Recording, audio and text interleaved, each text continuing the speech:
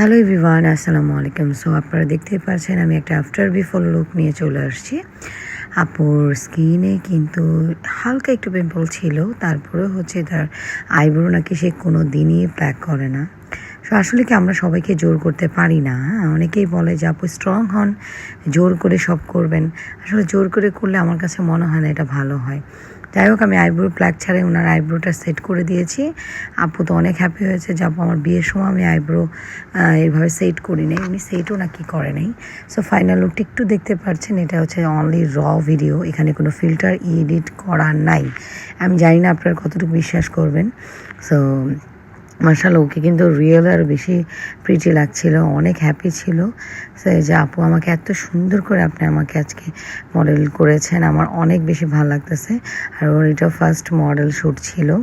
যাই হোক, ওর খুশি দেখে আমারও খুব ভালো লাগছে। আপনারা জানাবেন মাশাআল্লাহ ওকে কেমন লাগছে অবশ্যই।